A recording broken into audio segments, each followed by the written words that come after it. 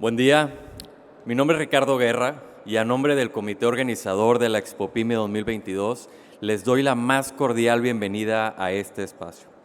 El panel que están a punto de disfrutar se titula Perspectivas Económicas para las Pymes 2023 y estará a cargo de Everardo Elizondo y Manuel Sánchez, moderados por Joana Chapa, a quien les damos la más cordial bienvenida y de quien a continuación les platicaré un poco.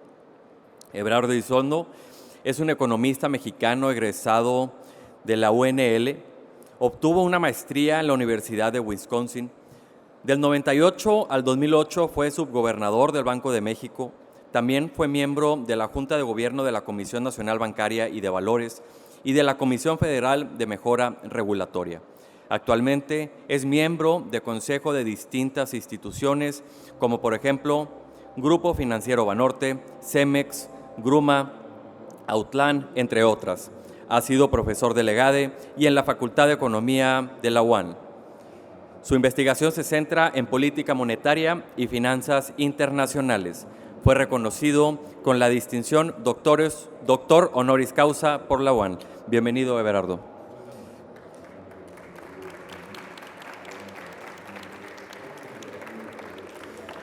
También nos acompaña Manuel Sánchez. Es un economista con amplia experiencia en el sistema financiero, la banca central y la academia. Actualmente es presidente de AI 360, una empresa dedicada al análisis del mercado inmobiliario y miembro del Consejo de Administración de varias corporaciones. Ha sido visitante distinguido de la Universidad de York en Inglaterra y Visiting Fellow de la Hoover Institution de la Universidad de Stanford en Estados Unidos. De mayo del 2009 a diciembre de 2016 fue subgobernador y miembro de la Junta del Gobierno del Banco de México. Antes de tomar esta responsabilidad, fue director de inversión de Balanza México, la unidad de capital de riesgo de BBVA. Se incorporó al Grupo Financiero Bancomer, hoy Grupo Financiero BBVA, en 1993 como director de análisis financiero y relaciones con inversionistas. Durante el 95 al 97 fue director de Planeación y Finanzas de la División de Banca de Servicios del grupo. Posteriormente y hasta 2004 fue director corporativo de estudios económicos de ese grupo. Anteriormente, el doctor Sánchez fue director general del Centro de Análisis e Investigación Económica del Instituto Tecnológico Autónomo de México, el ITAM. Fue profesor de economía en ese instituto y ha enseñado además en varias universidades nacionales y extranjeras, incluyendo el Boston College y la Universidad de Chicago. Fue consejero y asesor para varias empresas y organizaciones. Previamente, fue economista jefe de Grupo Vitro y economista para el Grupo Industrial Alfa, ambas con sede en Monterrey, México. Es autor de numerosos artículos para libros y revistas especializadas y de divulgación general. Fue coordinador y editor del libro Procesos de Privatización en América Latina, con la participación de centros de investigación de Chile, México, Colombia y Argentina. Es autor del libro Economía Mexicana para Desencantados, publicado en 2006. Desde el 98 escribe la columna Razones y Proporciones, publicada por varios periódicos. Se graduó con mención honorífica como licenciado en Economía en el Instituto Tecnológico y de Estudios Superiores de Monterrey, Campus Monterrey. Tiene maestría en Ciencias por la Universidad de Missouri, Columbia, y maestría y doctorado en Economía por la Universidad de Chicago. En el 80, la American Agricultural Economic Association le otorgó el Premio de Excelencia por su tesis. Bienvenido, Manuel Sánchez.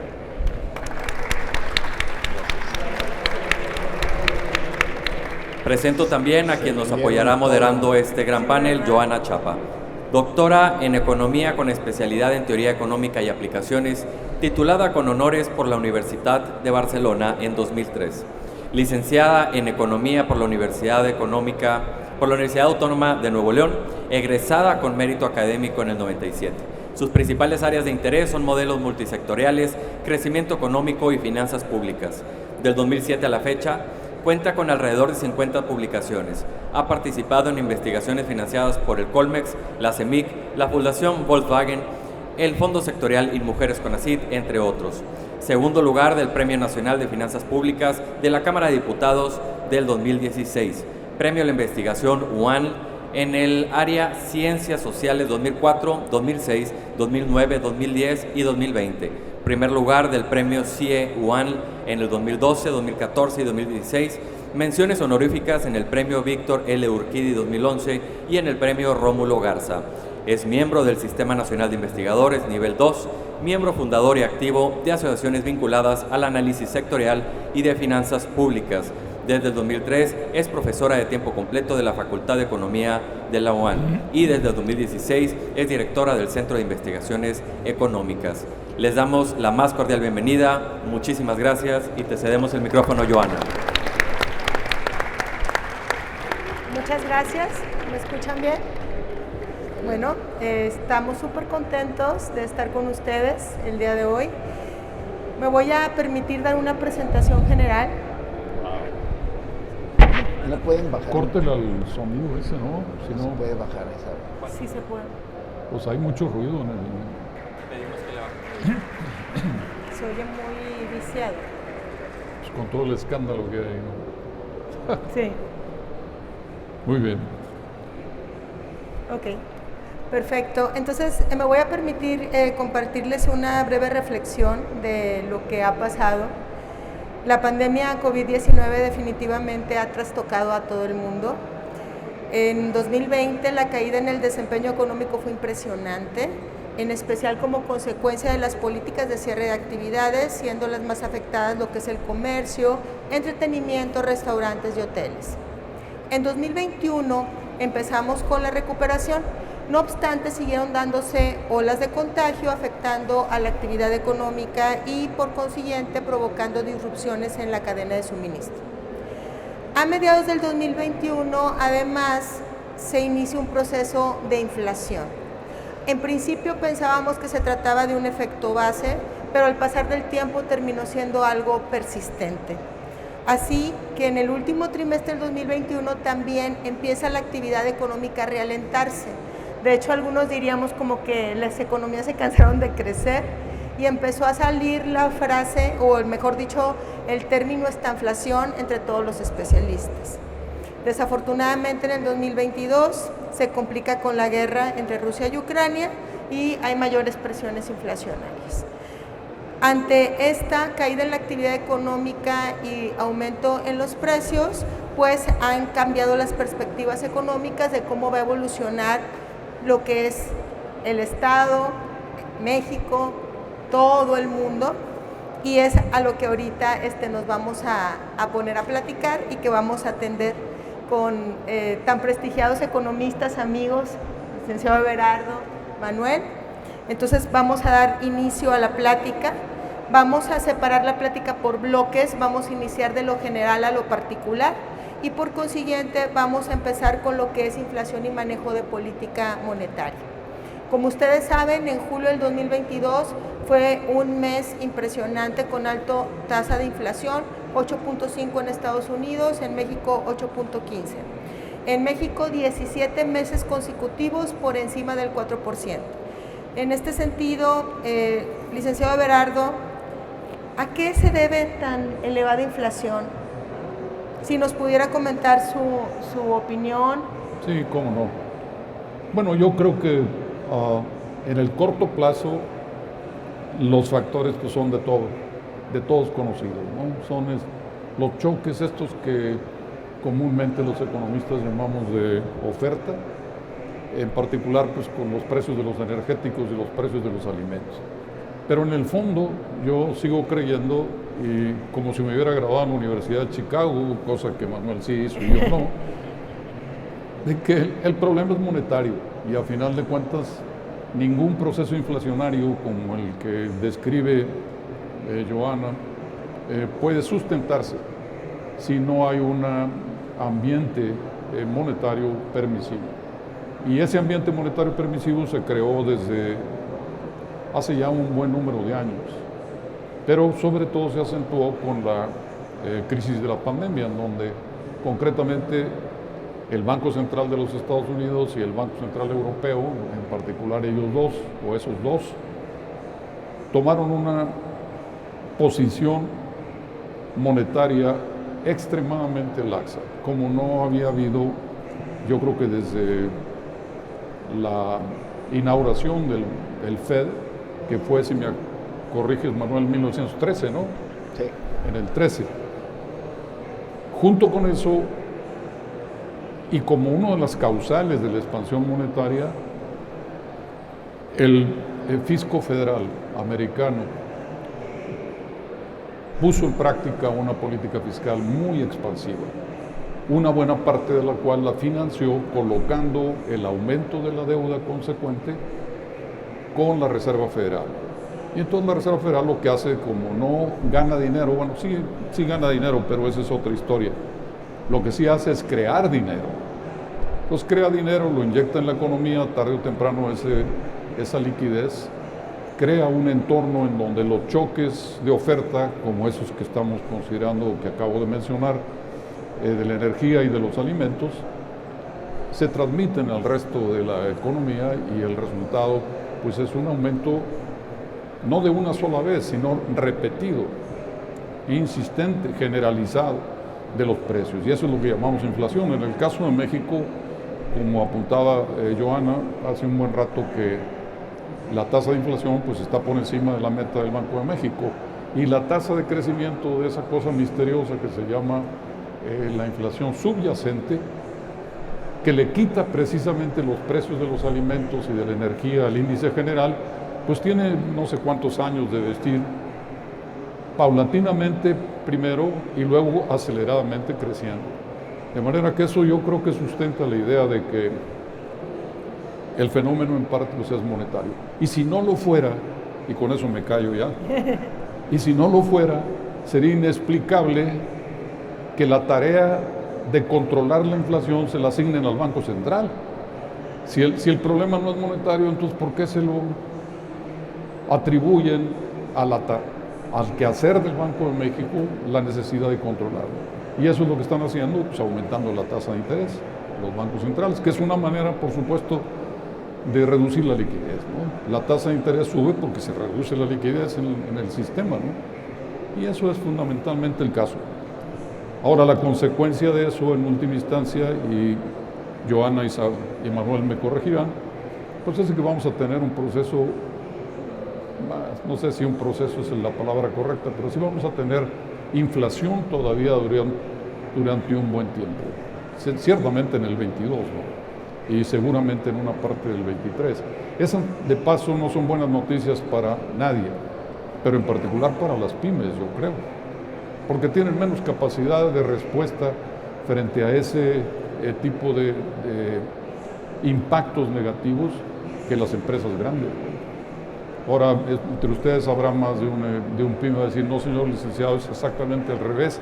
Las pymes somos muy flexibles y yo no se los creo. Creo que son menos capaces de adaptarse a un entorno inflacionario como son las empresas grandes. Pero bueno, ahí ya me estoy metiendo en camisa de 11 varas y mejor le dejo el punto en paz. Gracias, Joana. Muchas gracias, licenciado. Manuel, en México, en este año 5 ocasiones se ha incrementado la tasa de interés. Ahorita estamos en 8.5, nivel histórico. En Estados Unidos ya van 2 veces consecutivas en 2.5. ¿Es acertada la actual estrategia? ¿Consideras tú que ya llegamos al máximo, todavía va a subir más las tasas de referencia a los bancos centrales? Bueno, yo creo que hay que partir del hecho de que los bancos centrales se han equivocado rotundamente, no solamente en México, sino en los principales bancos, los principales países del mundo, en el diagnóstico, en sus pronósticos y obviamente en sus resultados. Se han tardado muchísimo. Y esa tardanza, esa parsimonia en la respuesta de los bancos centrales, sobre todo de los bancos grandes en el mundo, creo que refleja errores muy fuertes de percepción de qué está causando la inflación. Ya Everardo mencionó uno de ellos, que es el supuesto de que esto ocurre un poco como por naturaleza de algo que se llama choque de oferta, que no se sabe bien, que bueno, tuvo que ver con la pandemia, pero que al fin, cuando ya la pandemia desaparezca, se va a desaparecer la inflación. Y eso le llamaban o le siguen llamando un choque de oferta, ¿no? voy a tomar así el choque de oferta es algo que, como dice Berardo, es un evento en algunos precios, pero no explica la definición de inflación. La definición de inflación no es que haya subido el precio del limón o que haya subido el precio del petróleo. La inflación ocurre cuando la mayoría de los precios suben de manera sistemática, es el crecimiento sostenido en el nivel general de los precios.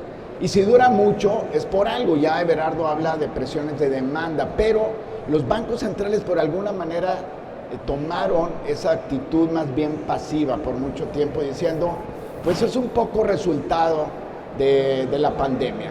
Dicho sea de paso, estos incrementos del petróleo, por ejemplo, no son completamente ausentes de la política fiscal expansiva y de gasto que empujó muchísimo la recuperación económica mundial a partir de ese apoyo fiscal y monetario en Estados Unidos. O sea, si hay una gran presión, incluso de esos precios relativos, es porque hay un exceso de demanda incluso de esos precios relativos. Y ese no ocurre nada más porque sí. Es cierto que se cerraban algunos puertos, es cierto que hay restricciones, cuellos de botella. Ese término me acuerdo que lo aprendí en 1971, cuando empezaba economía. O sea, ese término lo trae, es un término muy viejo en economía, pero creo que no explica la inflación. Entonces, cuando hay un choque de oferta es un efecto, hay dos cosas que quisiera compartir con ustedes. El choque de oferta no es la causa de la inflación mundial, ni tampoco la inflación de México es totalmente importada. Entonces, yo creo que tanto en Estados Unidos y los países desarrollados como en México hay presiones de demanda, ¿no? A pesar de que México está creciendo de una manera más moderada, también hay presiones de demanda. Si hay tiempo lo podemos elaborar. Everardo ya explicó por qué hay presiones de demanda agregada en Estados Unidos. La política fiscal ha sido extraordinariamente expansiva.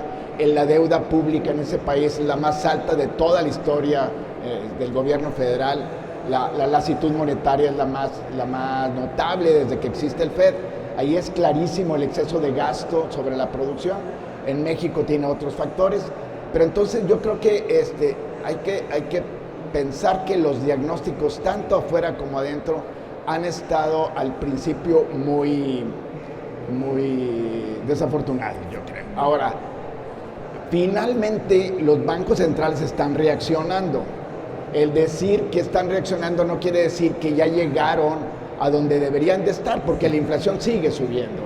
La postura monetaria, que generalmente se mide con la tasa de interés de referencia, que es la con la que maneja el Banco Central las presiones inflacionarias, cuando hay mucha demanda, pues el Banco Central trata de desacelerar esa demanda subiendo la tasa de interés de referencia. Pues la ha subido, pero por ejemplo, si hablamos en el caso de Estados Unidos, todavía se encuentra, por ejemplo, la tasa de referencia de Estados Unidos se encuentra ahorita con una inflación que hace poquito era del 9%, apenas al nivel que prevalecía hace 3 años, cuando la inflación estaba por abajo del 2%. Esa es una. La otra, en términos reales, con la inflación, está ultra negativa. Y la expansión de liquidez que tuvieron todavía no la regresan, apenas la empiezan a regresar. Entonces, de parte de Estados Unidos, les falta muchísimo tramo. En el caso de México, empezaron un poco antes, pero también tiene características muy semejantes. En términos reales es negativa y todavía falta mucho por recorrer, tanto en términos, tomando la inflación esperada como la inflación real, Estupendo. la inflación observada. Muchas gracias, Manuel. Perdón, Sí, Johanna, adelante. yo quisiera, aprovechando el comentario que hizo Manuel sobre las tasas de interés y volviendo a las pymes, como el aumento de las tasas de interés está asociado con la presión de los precios, tarde o temprano ese ascenso de las tasas de interés, en mayor o menor medida, se va a reflejar, por supuesto, de eso se trata, en el costo del crédito. Y por supuesto, como lo que vamos a comentar más tarde, porque ya hablamos del asunto, Johanna, Manuel y yo, hay una perspectiva de menor crecimiento en la economía, entonces va a haber una percepción aumentada de riesgo por parte de los proveedores de crédito. Y la combinación entre esa percepción de riesgo incrementada y el ascenso de las tasas de interés, volviendo, dije, a las pymes, va a ser particularmente importante para el financiamiento de las pymes. Ojalá me equivocara, no sería la primera vez. Digo, tengo tantos años que ya he cometido muchas equivocaciones, algunas hasta importantes, pero esa es otra historia. Lo cierto es que el impacto en la disponibilidad de crédito para pymes, lo más probable es que sea más significativo que para las empresas grandes. Por ejemplo, y en concreto, en los primeros meses del 22, el crecimiento del crédito proveído por la banca comercial al sector no financiero de la economía, en términos reales, es cero. El crecimiento es cero. Y en particular ha caído para las empresas. Y algo que me comentaba Mario, que por ahí anda, allá está Mario Varga, en lo que toca a las pymes, pues el crecimiento ha sido negativo, ¿no? Según datos no de Berardo Elizondo ni de Caintra, sino de la Comisión Nacional Bancaria y de Valores, ¿no? Ese es un dato que hay que revisar porque la verdad es que la definición de lo que los bancos califican como pymes no es estándar y en consecuencia no es tan sencillo decir si el 5 negativo es el correcto, pero es lo lógico. Es decir, la tasa de mora, es decir, de incumplimiento de los créditos, es más alta en las pymes que en el grueso de la economía, en particular en las empresas grandes y en hipotecario.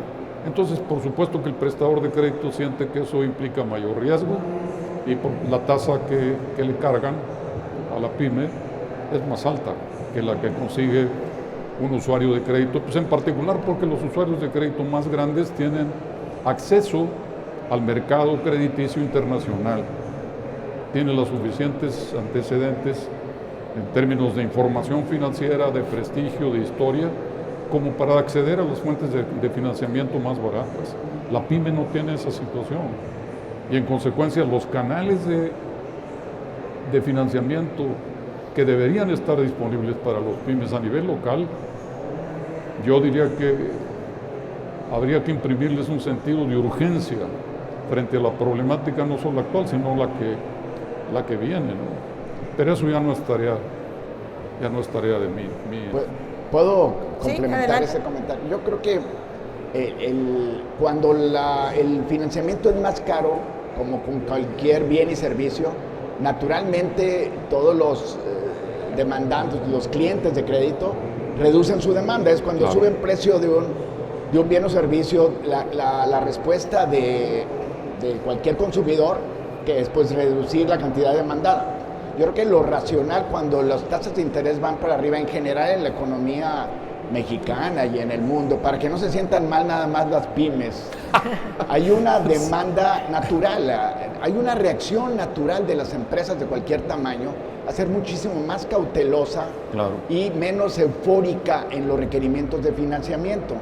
De hecho, hay un estudio del Banco de México interesante donde dice, bueno, ¿es el crédito el que causa el crecimiento económico es el crédito el que causa el crecimiento o es la perspectiva de crecimiento la que está empujando el crédito, en general macroeconómicamente hablando? Y es lo segundo. ¿Por qué? Porque las mismas empresas empiezan, tanto los bancos, empiezan a ser muchísimo más cautos porque el riesgo subió, pero también las empresas empiezan a demandar menos. Entonces, para que no se sientan tan mal, complementando a Everardo, pues es natural que cuando algo está más caro, se recurran a otros medios, a lo mejor tomar algún tiempo para que cuando la economía empieza a verse de una manera más robusta, empieza más fuerte la demanda por financiamiento. Sí, de hecho una noticia que ustedes seguramente leyeron, si es que leen la sección de negocios del norte, que es la que debían leer porque ahí es donde escribo yo.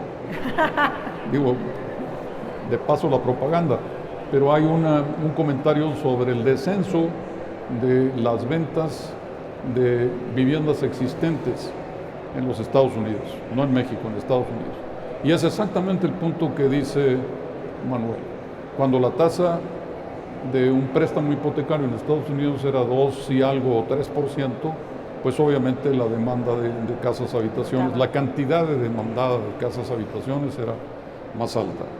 Ahora que ese 6% iba en camino de ser más alta, obviamente los compradores pues, se han retirado del mercado y hay ahora pues, un exceso de oferta, exactamente como tenía que ser el mecanismo lógico de mercado, ¿no? Ese es yo creo que un ejemplo perfecto para lo que comentaba Manuel, ¿no? Muy bien. Bueno, para ponerle el entorno relacionado que es ventas y a la vez pues va relacionado con las expectativas de crecimiento, ¿qué les parece si entramos a la parte de crecimiento económico, a ese bloque de preguntas? Yo diría que sí, pero ¿por qué no nos dice cómo va la inflación en Monterrey?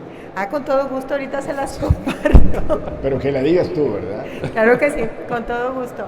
Pero, ¿qué les parece si entramos al tema de crecimiento? Y bueno, lo que hemos observado en México en los últimos años hemos crecido muy poco, con la pandemia pues fue una caída del 8% y desafortunadamente con las perspectivas que se tienen para este año, nosotros traemos en el Centro de Investigaciones Económicas que se pueda llegar a cerrar al 2.1% en 2022, pero pues el año pasado nada más logramos un 4.78, entonces todavía no llegaríamos a finales del 2022 a los niveles prepandemia.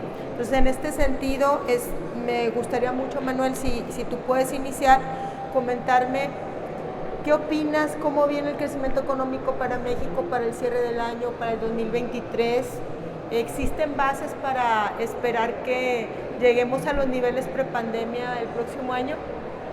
Everardo y yo tenemos un amigo común al que admiramos, que tiene una frase que a mí me gusta mucho en lo personal y que dice más o menos, si algo no sabemos hacer los economistas es pronosticar. Entonces, con ese caveat me voy a aventurar a sacar mi bola de cristal. Mira, primero, yo creo que hay que reconocer que la economía mexicana por muchos años ha crecido muy mal, el desempeño ha sido bastante decepcionante, hay razones estructurales que en algún otro foro que nos vuelvas a invitar podríamos hablar de ello, pero con esa debilidad de largo plazo, pues la situación actual es todavía menos favorable, digo, usando básicamente la lógica. Además, es cierto, una de las razones por que el Fed ha estado tan parsimonioso es que tiene miedo a causar una recesión. Seguramente creo que tú ya lo mencionaste. Sí. Ese temor a la recesión ha estado deteniendo mucho el Fed. Bueno, es probable que por lo menos se desacelere la economía americana, que hasta ahora, a pesar de que lleva 2 trimestres consecutivos de crecimiento negativo, ha crecido más. Eso también es como un buen apéndice de nuestra conversación, ¿eh? No están los gringos en recesión, al revés. Tienen ese crecimiento negativo porque está creciendo como loca el consumo, está creciendo como loca las importaciones, pero contablemente el déficit, o sea, el exceso de importaciones sobre exportaciones, te da un crecimiento negativo, pero es porque se están acumulando, se están desacumulando inventarios por el exceso de demanda. Por eso contablemente tienen una caída del PIB trimestral, pero ellos están creciendo, el empleo está creciendo muchísimo, etcétera. Bueno, ese temor puede voltearse porque tarde que temprano el Fed tiene que apretar las condiciones monetarias, porque todavía no las aprieta suficientemente, que pueden traducirse en una desaceleración o hasta una verdadera contracción, por lo menos en algunos trimestres, de la actividad económica. Eso nos pegaría indudablemente a nosotros, indudablemente nos pegaría. Entonces, para sacar la bola de cristal, yo creo que este año, pues más o menos ya llevamos bastante, más de la mitad. A lo mejor crecemos a 1.7, es un número así sacado. Pero yo veo, hay una elevada probabilidad de que sí. O sea, yo le tengo confianza al Fed de que detenga la inflación. Y eso necesariamente y desafortunadamente va a tener una implicación en un freno fuerte en la actividad económica. Si no, si ustedes no creen en mi confianza en el Fed, entonces puede ser que siga la economía, pero entonces tenemos esta inflación. Una inflación elevada con un crecimiento raquítico. Entonces, suponiendo que es exitoso, y siempre los economistas usamos ese suponiendo, suponiendo que es digamos el escenario como que, si no es el más probable, es el deseado por mí, Manuel Sánchez, ¿no? Le tengo confianza al Fed. Yo creo que Estados Unidos va a estar por lo menos la mitad del año en recesión. Y entonces el próximo año, pues yo no le veo más de un crecimiento de medio punto porcentual a la economía mexicana, con todo el caveat que conlleva el que los economistas siempre nos equivocamos. Lo que no quisiera es equivocarme con lo que casi siempre se equivocan los economistas, sobre todo en términos de inflación, de ser excesivamente optimista, ¿no? Y la historia ha demostrado que hay un sesgo al optimismo de los pronosticadores oficiales. Everardo y yo nos dedicamos hace muchos años a hacer también pronósticos. Desde luego éramos muy acertados, pero ahora yo saqué una estimación desde que se usa la tasa de interés de referencia, y hay un sesgo al optimismo. Es aceptable, es bienvenido, pero no es realista. Entonces yo creo que hay que estar preparados a un año, en términos del Producto Interno Bruto, en México, muy, muy flojo el año que entra. Muchas gracias. Yo estoy de acuerdo con eso, Adelante, básicamente, ¿no? Lo que me sorprendió es que en los últimos números, bueno, no los últimos, los más recientes, de los números producidos por el Fondo Monetario Internacional, el previo era un crecimiento del 2.2, si me acuerdo bien, y el nuevo es un 2.4 para el caso del 22. Pero en contraste, para el 23 redujeron su pronóstico de crecimiento. Y ahora pues, está en 1 y algo, no llega al 2%, 1 y pico. 1.2. Yo creo que, en mi opinión, la revisión del pronóstico del Fondo Monetario Internacional, es consecuencia de algunos elementos que han visto recientemente que son positivos en el crecimiento de la economía mexicana. Pero yo creo, y el creo pues parece una expresión teológica en lugar de económica, me parece que son demasiado optimistas, ¿no? Y sí hay buenas razones para creer que, dada la desaceleración que viene en la economía norteamericana o estadounidense específicamente, la tasa de crecimiento de la economía mexicana va a descender significativamente en el año del 23. ¿Qué tan significativamente? Depende de lo que Manuel menciona, ¿no? Que es, el Fed está esperando manejar sus instrumentos de política monetaria de manera de lograr lo que ellos creen que es un aterrizaje suave de la economía americana. Esa metáfora del aterrizaje suave pues tiene que ver con el vuelo de un avión, ¿no? Es decir, en lugar de estrellarse como sería una depresión o una recesión, aterrizar suavemente. Pero aterrizar quiere decir, en todo caso, pues tocar tierra, literalmente hablando, ¿no? Y entonces la tasa de crecimiento va a ser muy baja, ¿no? Y eso inevitablemente se va a transmitir en la economía mexicana vía algo que es muy importante para el caso concreto de Nuevo León, que como ustedes saben de sobra, pues son las exportaciones, ¿no?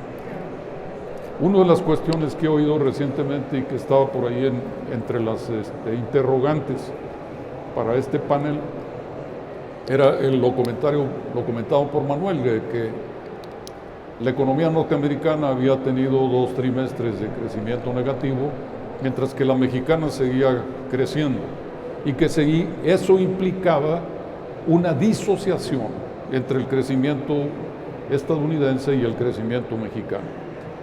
Yo lo que hice fue más, aparte de las calificaciones que le puso al problema Manuel, lo que hice fue un intento de asociación de una variable más específica, que es producción industrial.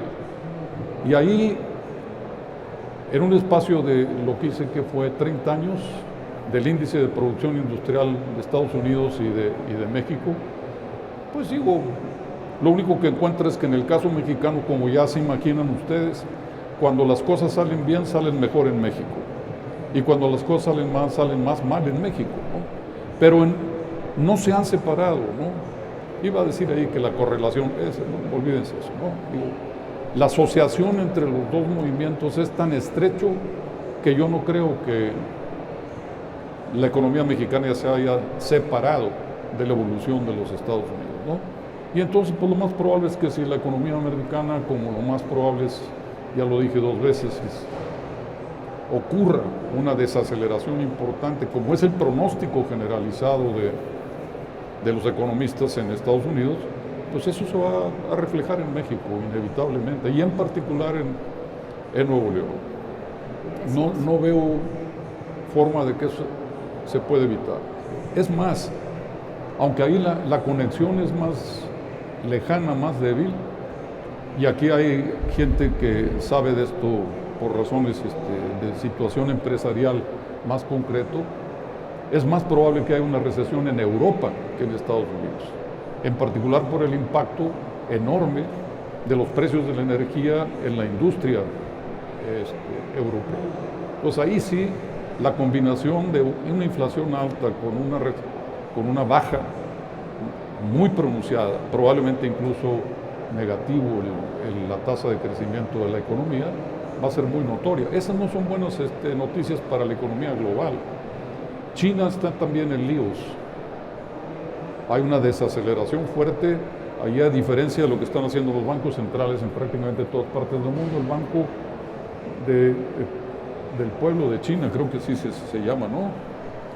Ha bajado la tasa de interés y ha tratado de que distintas medidas estimulen la economía china.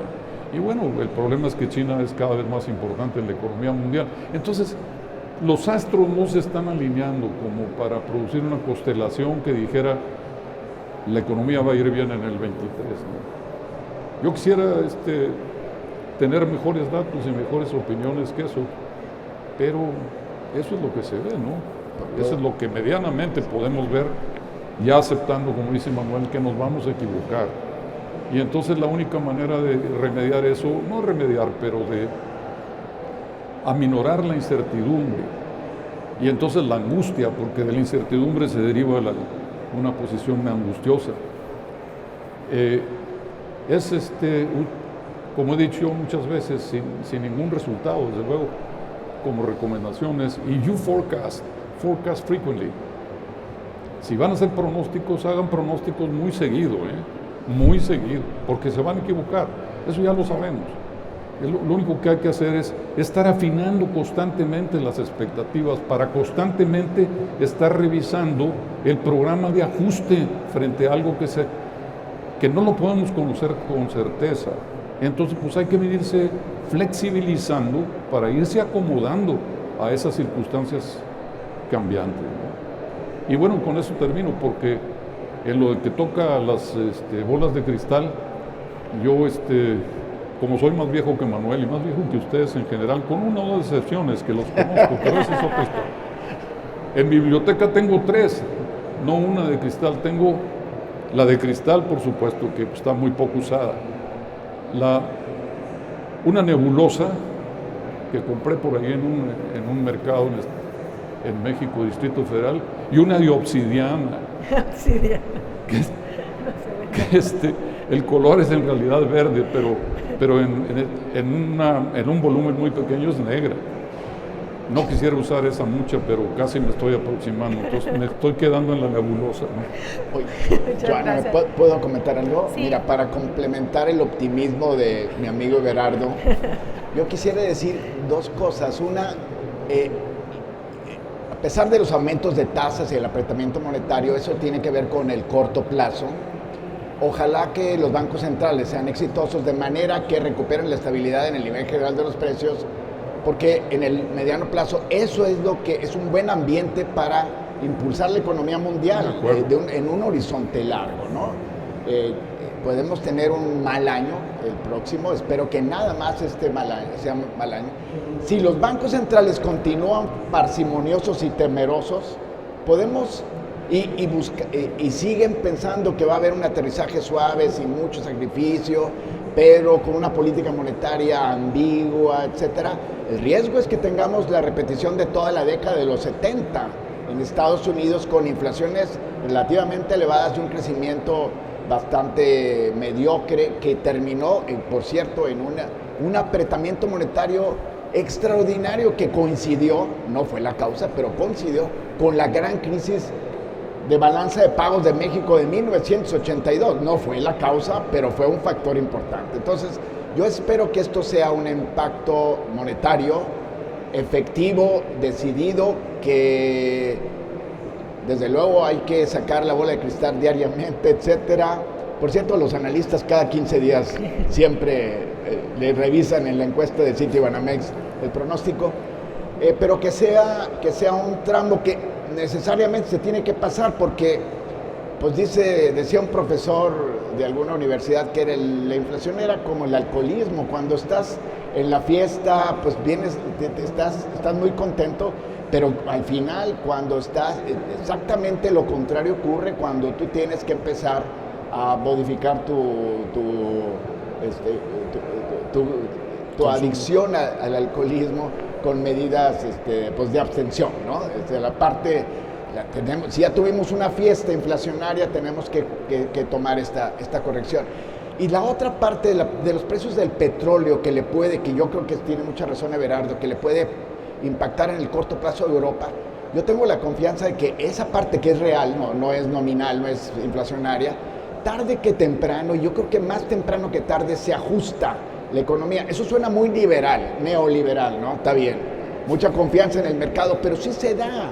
O sea, los países europeos, en particular Alemania, ya está planeando cómo depender menos de Rusia, y en general el mundo tendrá que buscar otras fuentes alternas, a lo mejor por un tiempo con mayores precios, pero el mundo no se acaba ni la economía se acaba, y lo importante es que hay un ambiente de estabilidad de precios y un ambiente de flexibilidad, que eso es lo que en última instancia nos hace a cualquier país prosperar, tener mayores niveles de bienestar, un mayor nivel de ingreso por habitante.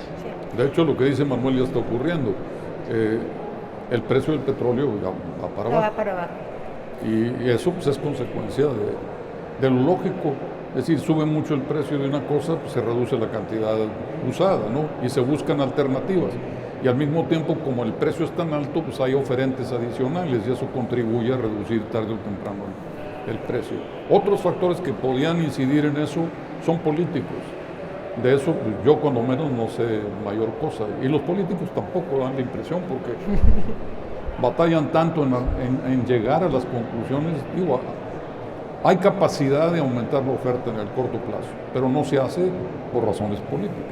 No, eso por razones, y el término es muy elegante, geopolíticas, ¿no?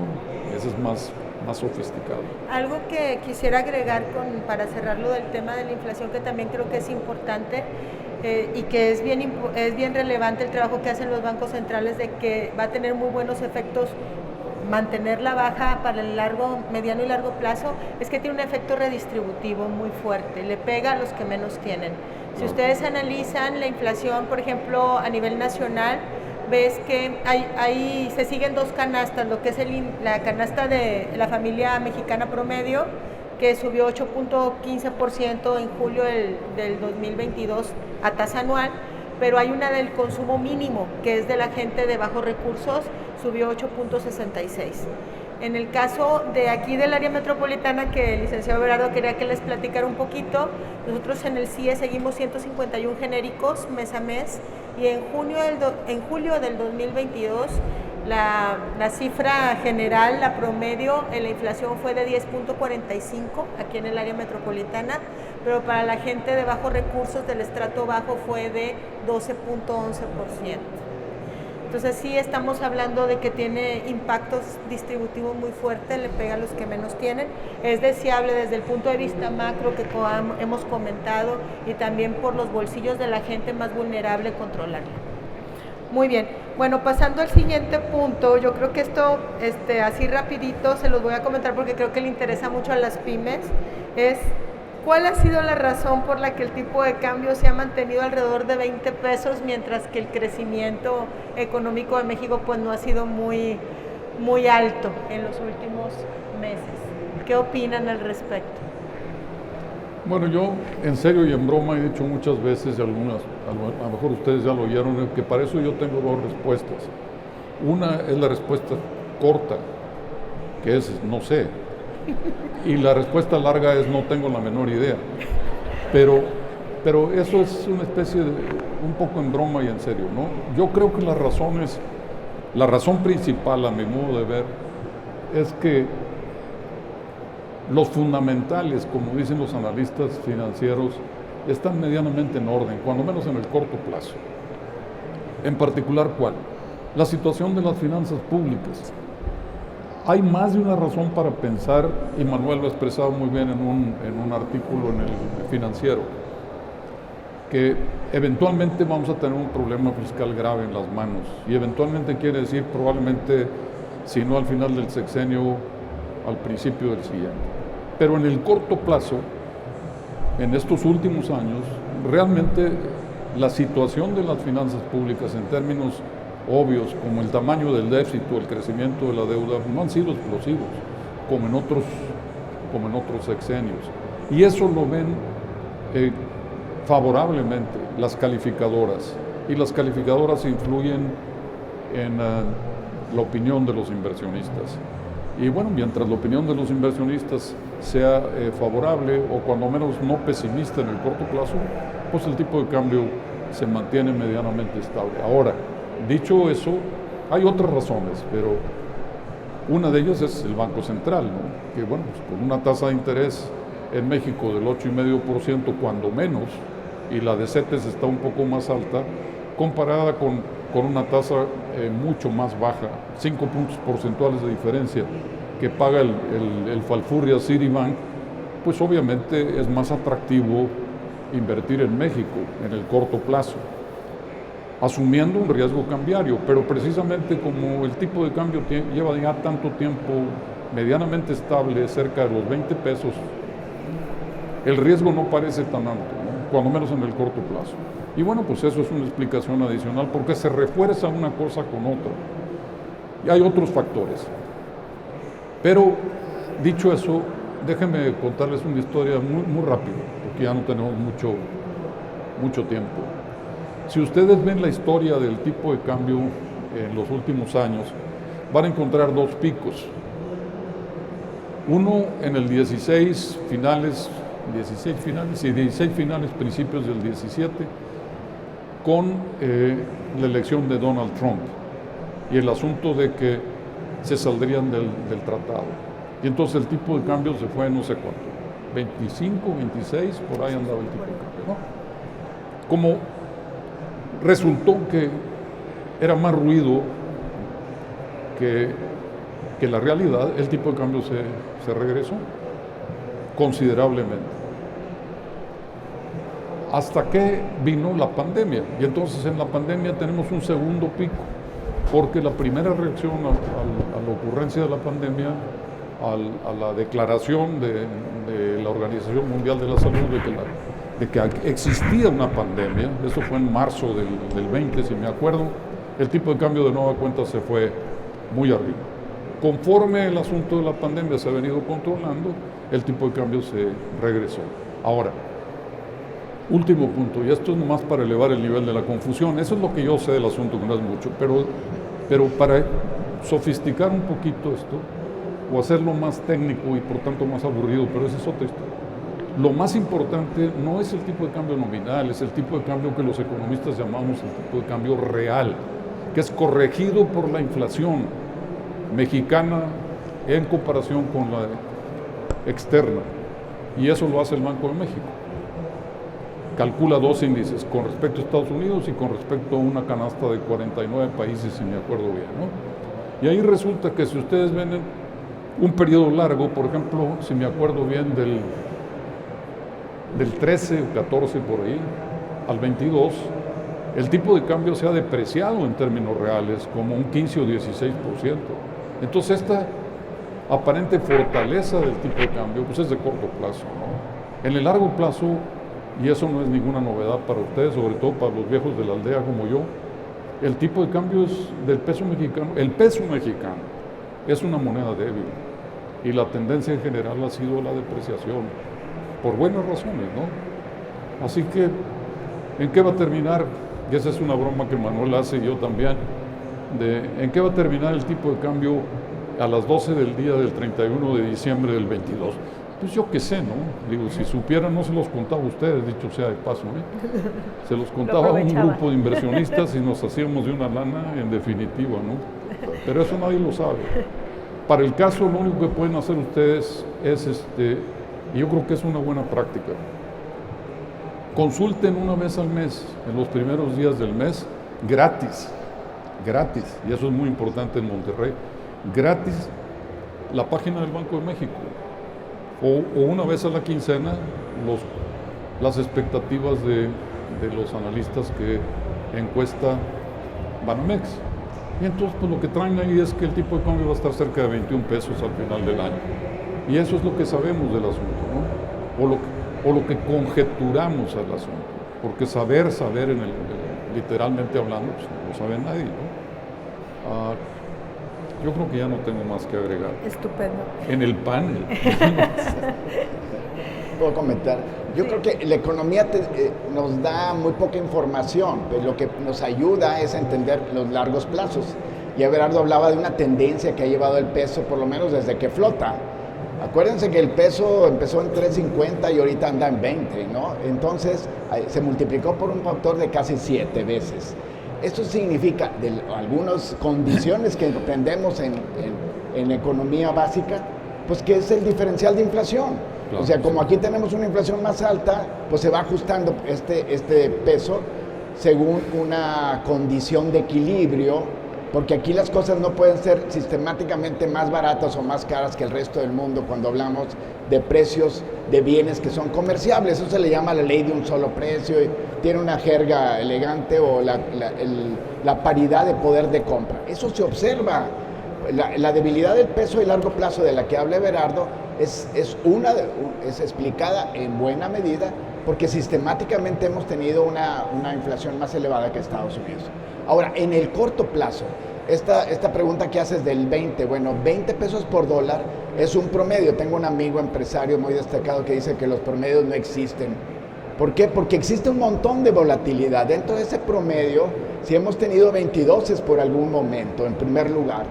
En segundo lugar, no es un motivo para decir en sí mismo es señal de buenas noticias del país.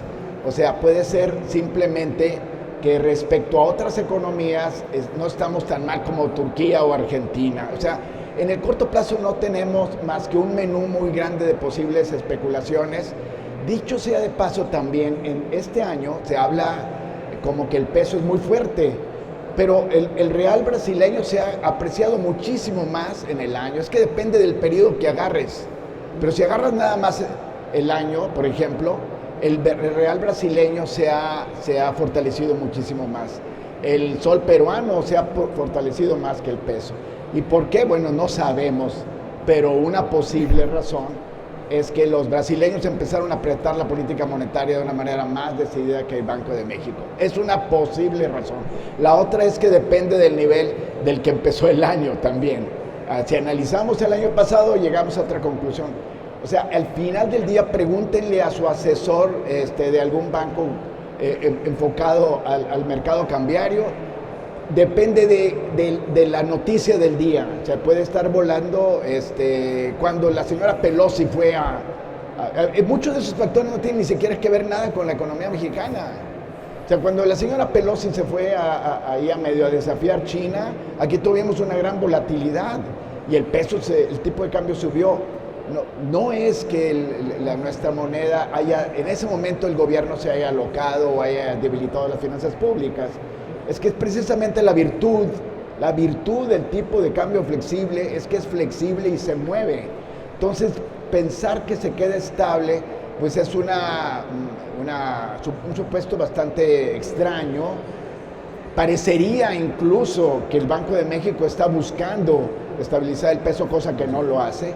Y si se tiene que mover precisamente para mandar señales de las diferentes presiones de riesgo internacional. Qué bueno, porque es una señal también para los que están tomando coberturas cambiarias, decisiones en el día a día, tienen que pagar a proveedores, etcétera. Si lo tuviéramos fijo, pues tenemos otra historia que ya conocemos, no fue afortunada y se está negando todo ese tipo de información. Entonces yo creo que el peso a mí en lo particular, no creo que podamos concluir que el peso ha tenido un desempeño muy superior a algunas otras monedas de economías latinoamericanas. O emergentes, ya puse un par de ejemplos, y siempre depende del periodo. Si me agarro a lo mejor un periodo de desde junio a la fecha, entonces llegamos, incluso ahí el peso no ha sido el que más se ha fortalecido, por ejemplo. Entonces depende del mundo y de un millón de posibles factores, desde luego, que van más allá del posible control o conocimiento de los economistas. Bueno, nos queda muy poco tiempo, pero creo que 2 preguntas les voy a hacer para repartirnos lo que nos queda de minutos. Una es, ¿cómo se ve todo este entorno que nos pueda pegar a Nuevo León, a la economía de Nuevo León? Y el otro, ¿qué consejos les pueden dar a las pymes ante todo este panorama?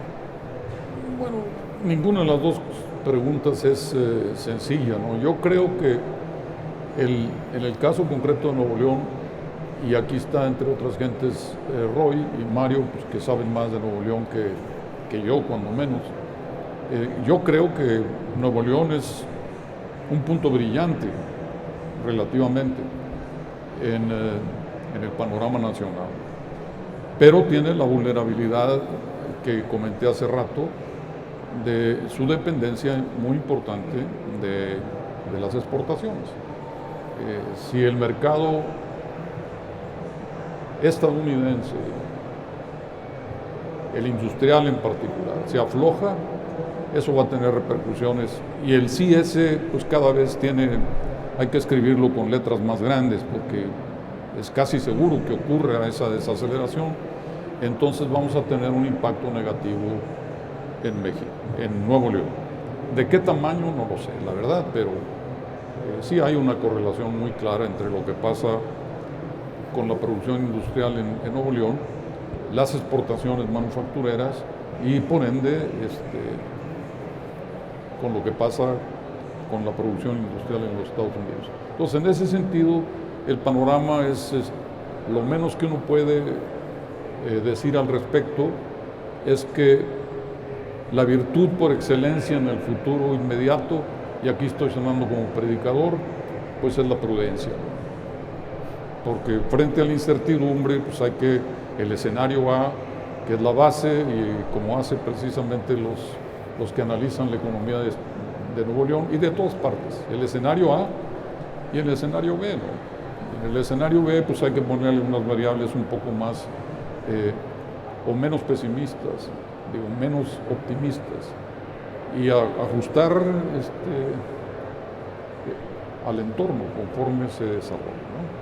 En lo otro ya dije a lo largo de los comentarios desordenados que he hecho, pues que en lo que toca a financiamiento y a empleo y demás, pues las pymes tienen un horizonte muy, muy complicado, la verdad, yo creo, ¿no? Y en días pasados, y ya con eso me callo, Joana, porque si ya me estoy comiendo el tiempo yo, había una discusión muy interesante entre economistas, interesante para economistas, obviamente, en que si la informalidad es la que causa los pymes o las pymes causan la informalidad.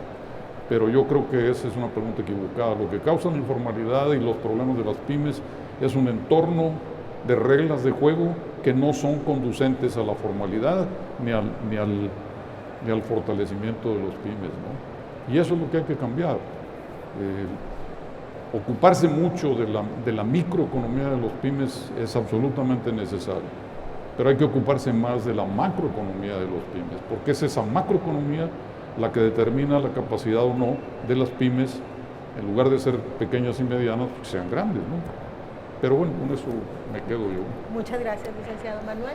Mira, yo creo que este año y el próximo hay que mantener no solamente las pymes, sino las empresas seguramente deberán de tener mucha cautela. Digo, es una perogrullada, pero sobre todo ahora porque mi impresión es que en particular en esta región, y hablando con algunos empresarios, creo que en los meses pasados había mucho optimismo y bien fundamentado en el auge de la economía de Nuevo León. O sea, y algunos empresarios nos decían cosas muy diferentes, me han comentado cosas muy diferentes a lo que uno escucha en el resto del país. Y eso tiene, en gran medida, tiene que ver mucho con que estamos en la frontera y que estamos muy relacionados con Estados Unidos. Si se voltea la historia con Estados Unidos, pues ese sobreoptimismo podría necesitar ser corregido. Hay un elemento, hay que estar también listos a mucho ruido financiero. Me parece que las perspectivas que no tocamos tocante al TEMEC pueden complicarse, puede haber volatilidad. Entonces, yo creo que el matrimonio México-Estados Unidos continuará, pero desafortunadamente el TEMEC, si se debilita, siendo uno de los pocos elementos que dan certeza a los inversionistas y a los empresarios, pues a mí me parece que es un elemento adicional que hay que considerar, que vamos a estar viviendo en los próximos meses y que ojalá tenga un desenlace favorable, pero tengo algunas reservas. Entonces, cautela, eso es lo que siempre se dice. Yo creo que en cualquier momento, pero en especial en estos meses por venir. Perfecto, muchas gracias, Manuel. Pues un placer. Un placer, fue todo nuestro, cuando menos. Sí. Encantados. No sé si haya espacio para preguntas. No. No, pues Qué un placer drástico. estar con ustedes. Muchas gracias. No nos comimos el tiempo intencionalmente para evitar las preguntas, aunque hubiera sido buena estrategia. Muchísimas Hace gracias. 3 minutos me di cuenta que estaba... Everardo, Manuel Sánchez y Joana, por este gran panel que nos han compartido esta mañana. A todos ustedes, muchas gracias por su asistencia. Les recuerdo contestar la encuesta que está apareciendo en pantalla a través del código QR, y les invitamos a consultar el programa de conferencias para que nos acompañen en las actividades que tendremos a lo largo del día de hoy en la Expo. De igual forma, los invitamos a hacer un recorrido por el área de exposición. Muchas gracias por acompañarnos y buen día.